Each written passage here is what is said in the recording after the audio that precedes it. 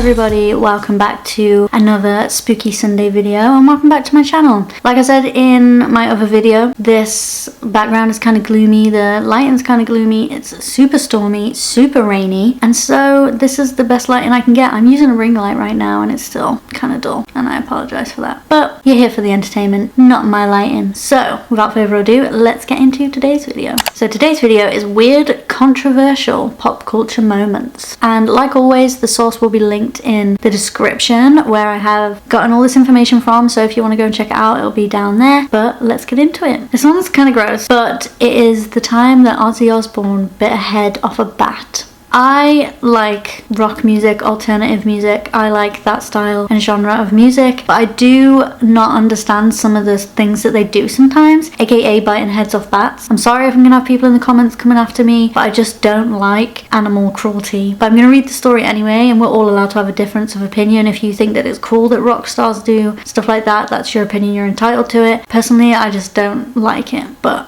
let's go ahead and read the story. The Prince of Darkness was well known for his devilish persona. Before he started his solo career, his band Black Sabbath helped cause the satanic panic of the 1970s. After Osbourne broke away from the band, he continued to play on his dark reputation. It was 1982, and at the time, fans often brought things to throw on stages at rock concerts. However, any animals that made it onto the set were usually made of rubber, not living, breathing organisms. When Osbourne saw the bat thrown by 17-year-old fan Mark Neal, he picked it up and immediately put it in his mouth, assuming it wasn't real. The rock star later admitted, quote, "Immediately though, something felt wrong. Very wrong. For a start, my mouth was instantly full of this warm, gloopy liquid with the worst aftertaste you could ever imagine. I could feel it staining my teeth and running down my chin. Then the head and the mouth twitched. I didn't just go and eat a bat, did I?" End quote. So obviously I gave my opinion in the beginning before I read the story, and I didn't know that it was an accident. Maybe I should read the story first before giving my opinion. I know, I'm sorry, I can already hear the comments, but I guess if it was an accident, fair enough. And I guess if you're performing on stage as well, you're going to be so preoccupied by everything else going on that you're not going to think, is this thing moving, is it warm, can I tell it's alive? I do feel sorry for him that he obviously went through that and it must have been traumatic, but I also will still stand by the fact that sometimes people in the alternative music genre do things that I just think are wrong. But we're not going to get into a debate in this video, so let's swiftly move on to the next story. This one is called When Kanye West Ruined Taylor Swift's VMA Speech.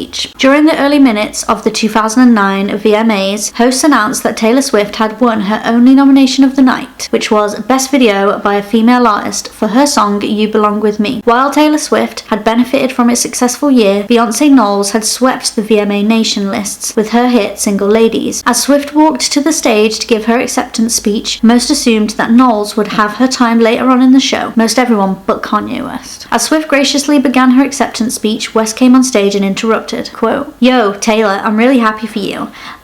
I can't do that voice, I'm sorry. "Yo, Taylor, I'm really happy for you. I'm gonna let you finish. But Beyoncé had one of the best videos of all time. One of the best videos of all time." End quote. Later reports from the show's producer, Van Toffler, state that the fiasco ended with both women crying backstage. When Beyoncé won the Video of the Year award, she asked Swift to join her on stage so she could finish her interrupted speech. Twitter went wild over the scandalous content, even evoking emotions from President Obama calling West a jackass. Love that Beyoncé included Taylor Swift back on stage with her. Love that. Slay. I didn't know that part of it. I feel like people always leave that part of it out because that's the first time I've ever heard of it, and I love that. Kanye West, we know about Kanye West. Kanye West is a character, to say the least. So honestly, I'm not surprised, but I love that there's a little bit of a happy ending to this story where Beyoncé sort of brought Taylor Swift and they sort of united as women. Love that. When Sinead O'Connor ripped up a picture of the Pope on SNL. Quote, Sinead O'Connor tearing the photo of the Pope in half while performing on SNL. Considering what the church did to women and children throughout history in Ireland, she was too right, but sadly the world wasn't aware and she suffered greatly for that political statement. End quote. Sinead O'Connor ripped apart a picture of the Pope during her 1992 Saturday Night Live performance to protest abuse in the Catholic Church. The artist was ahead of her time, as the Pope didn't publicly address religious institution issues until 2001. For her actions, O'Connor was banned from NBC, publicly mocked by Madonna, booed off stages at concerts, and even attacked with eggs outside of the SNL studios directly after her performance. I mean, it's hard to comment on this one. I'm not someone that is religious. I do not think that she deserved that treatment, but I guess it's hard to say because people are religious religious people like their religions, and they're seeing somebody tear up someone they obviously care about, I suppose. But again, they didn't understand the reason why she was doing it. There was abuse in the Catholic Church, and people make political statements all the time. There's so many times that I've been to gigs or festivals and artists make political statements all the time, and they're not getting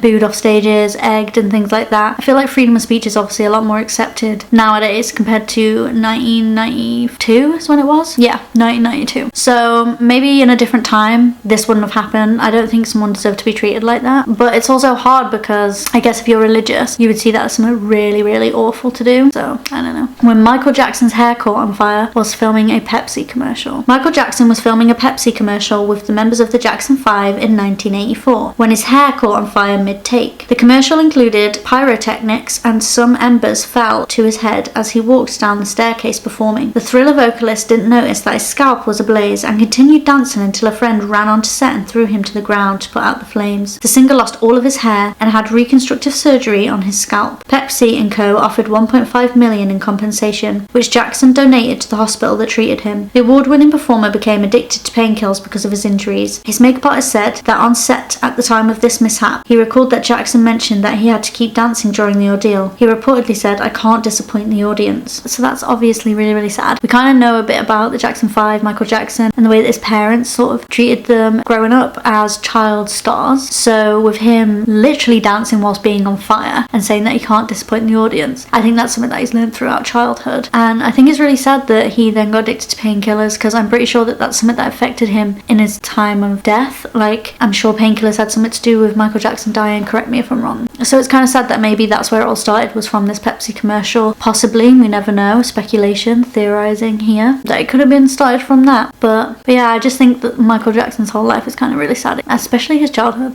So I'm gonna end today's video here, guys. I hope you liked it. I know it was a little bit of a shorter one, but I just like throwing in these little bits of pop culture moments every now and again. I try to not consume scary content, spooky content, true crime content all the time, because it makes me feel scared sometimes. I have to have little breaks from it. So I feel like throwing in these little pop culture videos that have little spooky backstories, or we could talk about them and theorize them and things like that, is a nice little change. It's still a little bit on the spooky side, but it's not completely scary. So if you don't like them, obviously I'll stop doing them, but I'll throw it in there and see how you feel about it. Yeah, thank you for watching this video. I hope you did like it. If you did, please remember to smash a massive thumbs up. Remember to subscribe, and until next time, I'll see you all soon. Bye.